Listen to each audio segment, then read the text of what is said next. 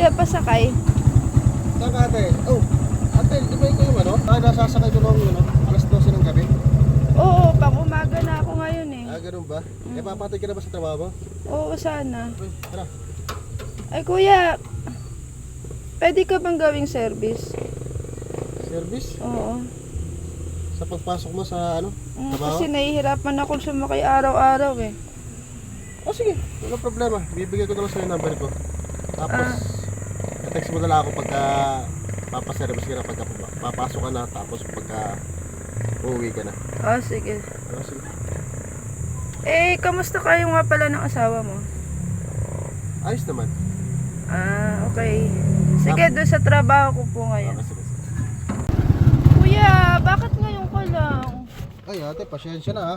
Kasi ngayon ko lang nabasa yung text mo eh. Ah, ganun ba? Oo. Ano, mapatay ka na ba? Oo. Ha? Alam ba na asawa mo ihahatid mo ako? Ay, ate, hindi. Hindi niya alam na may service ako eh. Ah, buti naman. Mamaya kusunduin mo ako ah. Anong oras ba ang uwi mo? Mga 7. Ah, sige. Ate, ganito ha. Yung service pala, weekly na lang tayo, ano, para hindi ka mahirapan. Ah, sige, okay lang. Walang problema. Ano ate, papatid ka na ba? Oo, doon. Sa trabaho ko. Ah, kuya. Huwag mo na nga pala akong tawaging ate ha. Tawagin mo na lang akong pangalang Rose. Ah, sige Eh, po, ikaw Rose. pala. Junal pala pangalan ko. Ah, okay. Sige. Junel. Ah, sige. Ano po, alis na po tayo? Oo.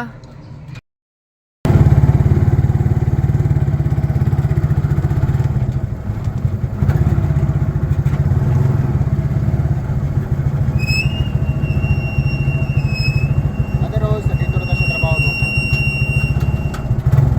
Okay. Yung service mo sa akin, yung bayad sa Sabado na lang ano. Okay, sige, wala problema. Sa nga pala, baka gusto mo sumama kasi day off ko sa linggo. Oo. Service mo na rin ako. Madami kami. Saan kayo? Eh, iinom sana kami ng mga kakatrabaho ko. Day off naman kasi namin yun. Oo. Pero may bayad yun ha. Oo naman. Pero, hintayin mo na din kami. Gusto makijoin ka. Inom ka na din. Huwag mo nga lang sabi sa asawa mo. Eh, baka magalit yung asawa pagka di ko sinabi yun. Baka maganda na kasi yun eh. Anong oras ba? Mga 8 or 7. Okay, sige. Service ko kayo. Ah, sige. Ate Rose, bakit ang tagal mo? Nag-overtime kasi kami. Pero alas 7 ang out nyo. Oo, kaso may overtime kami. Hindi ko nasabi sa'yo. Hindi kita na-text. Ah. Ano, papakita na sa inyo? Oo. Eh. Ay, siya nga pala. Ito yung bayad ko sa service. Oo. Wala pa Sabado ah. Okay lang yan para wala na akong isipin. Ah, okay. Sige. Saka nga pala sa linggo ha. Huwag mong kalimutan. Oh, sige. Pag nalasing ako, hatid mo na lang ako sa bahay ha. Ay, Ate Rose, baka magalit yung asawa mo. Hindi. Dalaga naman ako eh. Ano na ba? Hatid mo na lang ako sa bahay pagka nalasing ako ha. Oh, sige. Ano bigyan na? Oo, hatid mo na ako.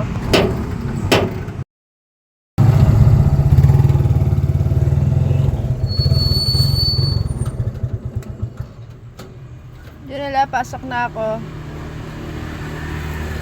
Sige Ate Rose. Oo nga pala yung sinabi ko ha. Bukas. Ah, hindi na pala bukas ano. Oh, sige. Nagpaalam ka ba sa asawa mo? Hindi. Eh, buti naman. Huwag ka mag-alala. Ako bahala sa'yo. Babayaran naman kita bukas. Tapos magpapatid ka ba? Oo, pag nalasing ako, hatid mo na lang ako sa bahay ha. Sige. Okay. Ingat ka. Okay, sige. Alis muna ako ah. Oh, bakit? Saan ka pupunta? Babiyahe. Oh, linggo ngayon ah. Hindi ka naman bumabiyahe ng linggo ah. Ito ba? Wala pa pang budget bukas. Oo nga, pero alam ko hindi ka bumabiyaya ng linggo. Gayahin niya ako para may budget tayo bukas. Eh anong oras na sa kakalalabas? Hapon na. Eh basta, babiyaya ko. Ano naman tanong? Siguraduhin mo lang ha. Oo. Kaya ako. Dapat pag uwi mo may kita ka. Oo, huwag ka mag-alala. Basta pag uwi ko makita ako. Sige na. Love you.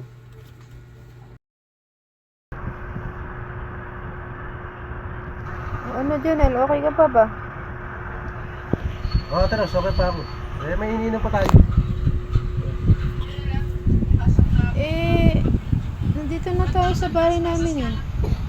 Oo, hindi, uwi na ba ako? Hindi, samahan mo ako magdamag. Ganun ba? Ako, baka magalit yung asawa ko. Hindi niya pa naman alam. Hindi yan, bibigyan naman kita ng kita mo eh. Sige, hanggang bukas ba tayo? Ikaw, sasamahan mo nga ako eh. Oo, sige, sama ka hanggang bukas. Okay. Sige.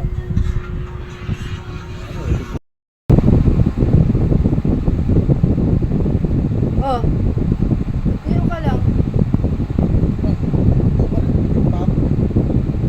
Linggo ka umalis, ngayon ka lang dumating. Asan yung manita mo?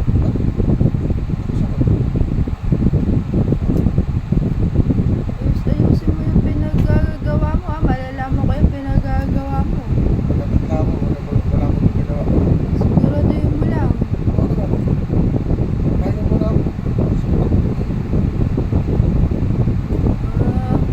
Pinagagawa mo ha. Hindi ko na gusto ha. Wala akong ginagawa.